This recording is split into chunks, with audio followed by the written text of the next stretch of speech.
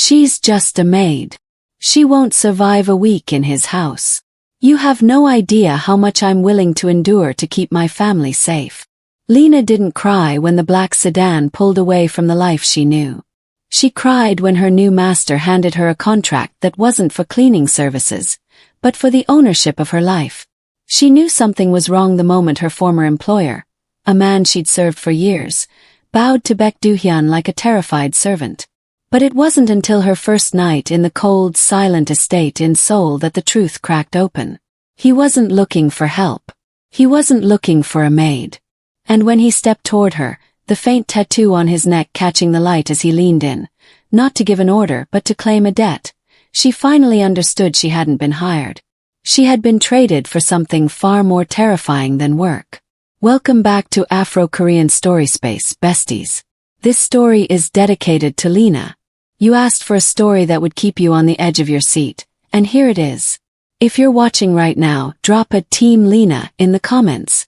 To my loyal besties, if you walk away before the end of this chapter, you'll be up all night trying to figure out what Do-hyun's real deal was. Hit that like button right now if you are ready to see how Lena survives the world's most dangerous promotion. The white silk of the uniform felt like a cold shroud against Lena's skin. It was the most expensive fabric she had ever worn, tailored to fit her curves with a precision that felt more like a measurement for a cage than a garment for work. As she stood in the center of the vast, marble-floored foyer of the Seoul estate, she looked down at her dark hands trembling against the pristine fabric. The elegance of her outfit was a sharp, mocking contrast to the oppressive silence of the house, a silence that felt heavy, as if the very walls were holding their breath. Everything in Baek Do-hyun's world was designed to diminish her. The ceilings were impossibly high, the shadows long and stretching like reaching fingers across the polished floors. Lena adjusted the collar of her dress, her breath hitching as she caught her reflection in a floor-to-ceiling mirror. Her hair was neat, her posture upright, but the terror living in her brown eyes was a ghost she couldn't hide. She looked like a doll placed in a museum of cold, hard things. The air in the estate didn't carry the scent of a home. It smelled of expensive cologne, ozone, and old secrets.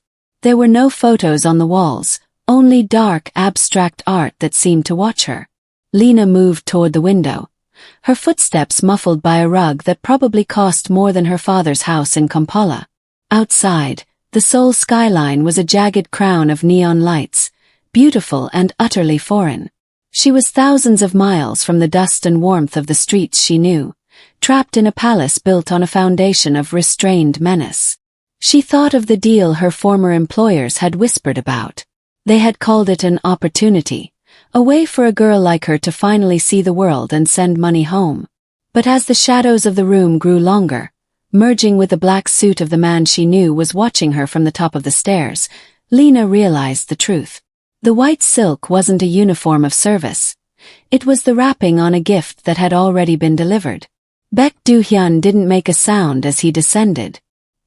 He moved with the grace of a predator, his shoulders squared in a way that commanded the very air around him. He didn't look like a man who needed a maid to scrub his floors. He looked like a man who enjoyed the discipline of owning something beautiful and broken. As he stopped at the base of the stairs, his unreadable eyes locked onto hers, and Lena felt the flutter of survival instinct in her chest. The white of her dress reflected in his dark pupils, a tiny spark of light about to be swallowed by the black shadows of his world. The memory of the office in Kampala was a sharp, jagged contrast to the cold marble of Seoul. Lena remembered the ceiling fan clicking overhead, its rhythm hypnotic as her former employer, Mr. Henderson, pushed a thick stack of papers across the mahogany desk. He had smiled at her then, that practiced, paternal smile that had always made her feel safe, even when the world outside was falling apart. "It's a standard foreign domestic worker visa, Lena," he had said, his voice as smooth as the silk she now wore. "A 3-year commitment to the Baek estate. In exchange, your family's debts are cleared, and your sisters stay in school." She hadn't read the fine print. She had been blinded by the desperation of a life shaped by survival, her mind already calculating how many months of work it would take to fix the roof back home.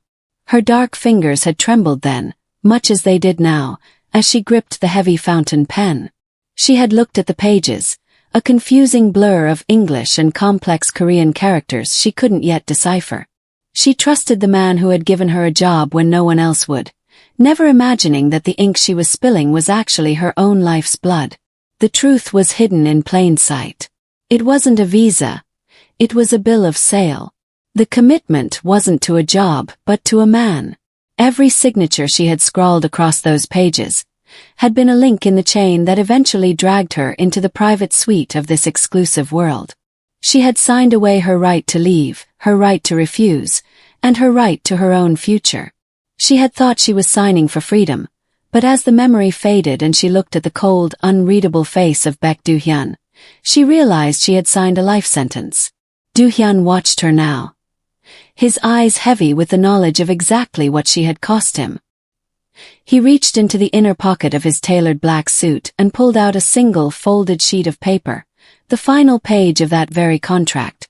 The sight of her own signature, bold and hopeful at the bottom of the page, made her stomach turn.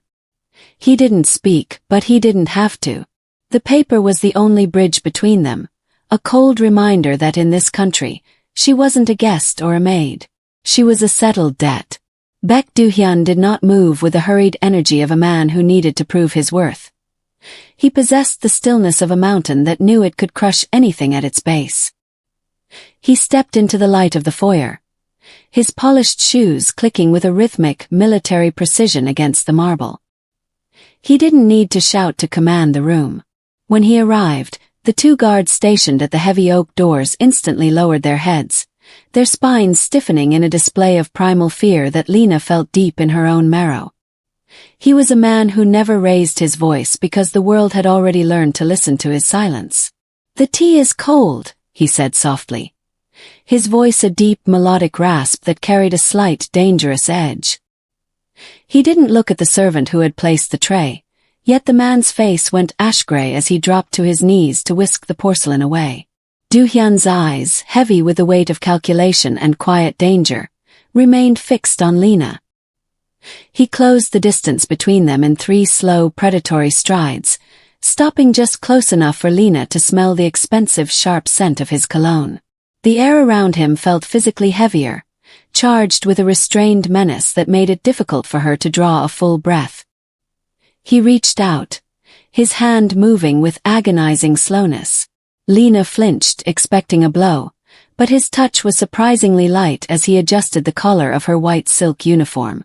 It was a gesture of terrifying intimacy, not an act of affection, but the casual adjustment of a piece of furniture he had recently acquired. "In this house there is only one law," he whispered, his face inches from hers, his silver stubble catching the light. "My word is the beginning and the end of your reality. Do you understand, Lena?" She tried to find her voice, to spark the guarded strength she had carried from Kampala, but her throat felt like it was filled with glass. She realized then that he didn't want her to agree. He wanted her to submit. He didn't use handcuffs or locks to keep her there. He used the sheer, crushing weight of his presence to remind her that she was no longer a person with a name, but a line item in a ledger he now controlled. As he turned his back to her, leaving her trembling in the center of the hall, she understood that the quiet king didn't need to rule with iron. He ruled with the absolute certainty that she had nowhere else to go. The silence of the estate was not empty. It was filled with the muffled echoes of transactions that never saw the light of day. Lena moved through the darkened hallway, her soft-soled shoes making no sound against the mahogany floors as she carried a fresh tray of tea toward the library.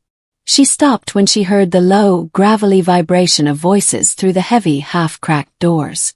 It was Do-hyun's voice, devoid of emotion, cold and calculated, answering a frantic plea from a man she recognized as the broker who had facilitated her visa. The broker's voice was thin with terror, a stark contrast to the quiet authority that defined Do-hyun. "The shipments were seized in the harbor," the broker hissed. "The loss is over 2 million. My family. Please, Do-hyun, have mercy." There was a long, chilling pause that made the air in the hallway feel like ice. Then the sound of a chair sliding back, the deliberate, rhythmic movement of a predator. Mercy is a luxury for those who can pay their debts, Do-hyun replied, his tone carrying that slight Korean accent she had come to fear. You didn't have the cash to cover your failure. That is why you gave me the woman.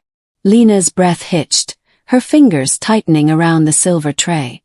She leaned closer, her wide, alert eyes fixed on the sliver of light from the doorway. The girl is nothing compared to what I owe you, the broker cried out. She was just a maid from my African branch. Clean slate. No one will look for her.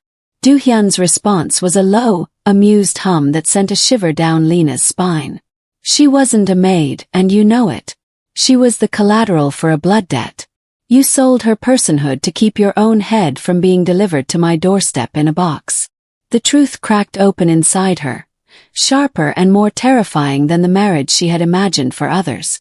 She hadn't been selected for her skills or her work ethic. She had been traded like cattle to satisfy a mafia boss's appetite for possession after a violent business failure. She was the living currency for a deal signed in blood, a human shield used to protect a coward from a man whose muscular frame and steel-gray eyes spoke of a discipline that knew no forgiveness. Lena realized then that her guarded strength was a fragile shield against an empire that spanned 3 countries and feared no law. She wasn't here to work. She was here because someone else had to pay with a life, and they had chosen hers. The silver tray rattled against Lena's fingertips, a sudden sharp sound that echoed like a gunshot in the oppressive silence of the hallway. She froze, her heart hammering against her ribs, but the library door was already swinging open with a slow, deliberate grace.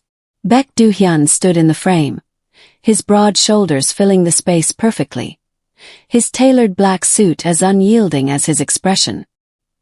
He didn't look angry.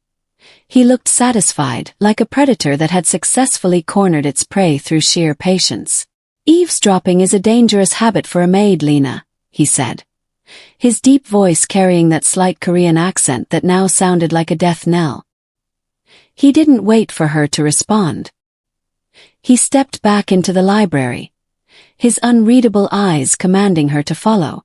Lena entered the room, the scent of old leather and his expensive cologne wrapping around her like a suffocating shroud. The door clicked shut behind her, the sound final and absolute. He moved with the grace of a man half his age, his muscular frame speaking of a discipline that made Lena's stomach flutter with an uncomfortable, terrifying heat. He didn't stop until he had backed her against the heavy mahogany desk, his physical presence looming over her until she felt small, fragile, and utterly claimed. He leaned in, pressing one hand onto the desk beside her hip, his sharp jaw close enough that she could see the silver stubble. You heard the truth, he whispered, his eyes locking onto hers with a piercing intensity. You were traded to settle a blood debt. You think that makes you a victim? He reached out, his finger tracing her jawline with a touch that was surprisingly gentle yet carried the weight of total possession. In my world, Lena, being a victim is a choice. Being mine is a privilege that keeps your family alive back home. Lena lifted her chin, her wide, alert eyes filled with a mixture of fear and guarded strength. I am not a piece of property, she whispered, her voice trembling despite her dignity. Do-hyun's laugh was low and genuinely amused, a sound that sent ice through her veins. You signed the papers, little bride. You accepted the silk. He stepped even closer, his proximity doing strange things to her pulse, forcing her to realize that there was nowhere left to run. Age and experience have taught me many things, but mostly they have taught me how to keep what is mine. And you, Lena, are very much mine. Lena waited until the heavy, rhythmic footsteps of Baek Do-hyun faded into the depths of the mansion before she moved. Her heart hammered against her ribs as she retreated to the small, sterile room she had been assigned. Panic, sharp and cold, had finally replaced the numbness of the library confrontation. She needed her passport. She needed the physical proof of her identity to remind herself that she was Lena Thompson from Kampala, not just a line item in a Mafia ledger. She tore through her modest belongings, her dark fingers trembling as she searched the lining of her suitcase. Nothing. The small leather folder that held her life, her travel documents, her birth certificate, and the few photos of her sisters, was gone. In its place was a sleek, black digital tablet and a new high-tech phone that bore no contacts but one. The realization drained the warmth from her limbs. Her passport was in his possession, and with it, her ability to exist outside these walls. Desperation drove her toward the heavy oak doors of the servants' entrance. She didn't expect to be able to walk out, but she had to try. As she approached the threshold, a soft electronic chime echoed through the hallway. A red light, thin as a needle, swept across her chest from a hidden sensor above the frame. The handles didn't even budge. They remained locked by a silent, invisible force. She moved to the windows overlooking the Seoul skyline, but the reinforced glass didn't even vibrate when she pressed her palm against it. The estate was a high-tech fortress, a gilded cage where every movement was tracked by cold, unblinking lenses. Lena leaned her forehead against the cool glass, looking down at the glittering lights of the city she was forbidden to touch.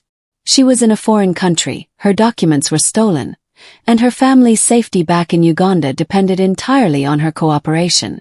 There was no back door, no secret exit, and no one in this sprawling metropolis who knew she existed. She was a ghost in white silk, trapped in a palace of restrained menace, with a man who had planned for every possible escape. Lena found the hidden intercom in the library, a small, silver device recessed into the wall that looked like an antique but functioned with the cold efficiency of the modern world. With a heart hammering against her ribs like a trapped bird, she dialed the private number of the Henderson estate. Mr. Henderson had been her employer for 5 years. He had seen her grow up. He had promised to protect her. Surely, if he knew she was being held as property, if he knew the visa was a bill of sale, he would fix this. The line crackled before a familiar, refined voice answered. "Yes. Mr. Henderson, it's Lena," she whispered, her voice thick with a desperate, fragile hope. "Please, something has gone wrong. There is no maid position. Mr. Beck. He says I was traded. He has my passport. I need you to call the embassy. I need to come back." There was a long, hollow silence on the other end of the line. Lena held her breath, waiting for the outrage, the apology, the promise of rescue. Instead, when Mr. Henderson spoke again, his voice was devoid of the paternal warmth she had trusted for half a decade. It was the voice of a man clearing a ledger. "Lena," he said softly, "you always were a bright girl. Surely you understand how these things work. My business in the East was failing. People were going to die, Lena. My family. My children. So you gave him to me." The words felt like broken glass in her throat.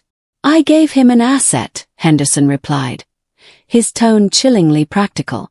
"The debt is settled. You are in very capable hands now, Lena. Baek Do-hyun is a man of his word. As long as you remain with him, your family in Kampala will continue to receive their monthly stipend. If you leave, well, I can no longer guarantee their safety or their home." The line went dead with a final mechanical click. Lena stood frozen, the silver device still pressed to her ear as the realization washed over her like ice water. There was no rescue coming because the people who were supposed to save her were the ones who had put the price tag on her head. Her guarded strength shattered, leaving only the raw, terrifying truth. She had been sold by the only people she trusted to the one man she feared. She didn't hear the door open. She only felt the sudden change in the air, the heavy, familiar presence of Baek Do-hyun standing in the doorway. He didn't say a word, but his unreadable eyes met hers, and in them, she saw the dark satisfaction of a man who knew she finally understood that her world had ended. Do-hyun didn't move from the doorway, his silhouette casting a long, jagged shadow that reached Lena's feet. The dial tone from the intercom was the only sound in the room, a rhythmic, mechanical heartbeat that seemed to mock the silence of her betrayal. He didn't ask who she had called. He already knew. In this house, even the air she breathed belonged to him. "Hope is a dangerous thing for a woman in your position, Lena," he said, his voice a low, terrifyingly calm rumble. He walked toward her, his movements fluid and predatory, until he stood close enough for her to feel the heat radiating from his broad frame. He reached out and took the intercom receiver from her numb fingers, placing it back on its cradle with a click that sounded like a gavel. He reached into his pocket and pulled out a small, heavy silver coin, a token of his syndicate, marked with the same coiled dragon that peeked from his neck. He placed it on the mahogany desk between them. Your former employer didn't just sell your labor, Lena. He sold your silence. He sold the idea that you no longer exist to the world outside these walls. He leaned in, his unreadable eyes heavy with a dark, focused intensity. I have a shipment moving through the docks tonight. A list of names that could burn the Henderson family to the ground and put your sisters on the street by morning. I could give you that list. I could let you walk to the police right now. Lena's heart leaped, her guarded strength flickering back to life. Then let me go. There is a price, Do-hyun whispered, his hand sliding across the desk to cover hers. His grip was firm, a reminder of the restrained menace he kept beneath his polished exterior. You take that list and your family loses everything. Their home, their safety, the money that keeps them fed. Or you burn the list here in front of me. You choose the silk chains I've given you. You choose to be mine, completely and without reservation. He held out a gold lighter, its flame dancing in the reflection of his dark pupils. Lena looked at the coin, then at the man who had bought her life. The choice wasn't between freedom and slavery. It was a choice between her own dignity and the survival of everyone she loved. Her hand shook as she reached for the paper he held out, the only evidence of Henderson's crimes. She looked into Do-hyun's calm, terrifying face and realized he wasn't testing her loyalty to him. He was testing her willingness to break her own soul to stay in his world. With a single, trembling movement, she held the paper to the flame, watching her last chance at justice turn to ash in the palm of a Mafia boss. The ashes of her last hope scattered across the dark mahogany, gray flakes disappearing into the grain of the wood. Lena felt a hollow coldness settle in her chest, a physical weight that made the white silk of her uniform feel like lead. She looked up at Baek Do-hyun, expecting to see a flicker of triumph in his unreadable eyes, but there was only a terrifying, quiet satisfaction. He reached out. His hand cupped her chin, and forced her to face the reality she had been avoiding since the moment she stepped off the plane in Seoul. You think you've made a sacrifice, Lena, he whispered, his thumb brushing against her lower lip with a slow, possessive rhythm. You think you've traded your dignity to keep your family alive. But you still don't understand the depth of the deal your employers made. I know I'm your prisoner, she rasped, her guarded strength finally fraying at the edges. I know I have to work for you to pay back a debt I didn't create. Do-hyun's laugh was a low, dark vibration that seemed to pull the very air from the room. He leaned in until his forehead nearly touched hers, the scent of his sharp cologne and the heat of his body overwhelming her senses. You still speak of work. You still think this is about domestic service. Look at me, Lena. Do I look like a man who needs a woman to scrub his floors? Do I look like I would pay $2 million for someone to make my tea? He let go of her chin, his hand sliding down to rest heavily on her waist, drawing her flush against the rigid line of his frame. The power imbalance was total. She could feel the hard muscle beneath his suit, the physical manifestation of a life shaped by violence and absolute control. The Hendersons didn't sell me a maid, he continued, his voice dropping to a chillingly intimate rasp. They sold me a legacy. They sold me the one thing my world cannot provide, a clean slate, a quiet dignity, and a bloodline that owes me everything. You aren't here to clean the house, Lena. You are here to belong to the master. You are the deal's final term. You are the woman who will carry the weight of my world so that I don't have to carry it alone. The truth crashed over her, more terrifying than any threat of violence. She hadn't been hired, and she hadn't just been traded for a debt. She had been acquired to be the foundation of his private life, a permanent possession bound by a contract she had signed in ignorance and sealed in fire. As he leaned down to press a cold, calculated kiss to her temple, Lena realized she had learned the truth too late. The white silk wasn't a uniform. It was the dress of a woman who would never be allowed to leave.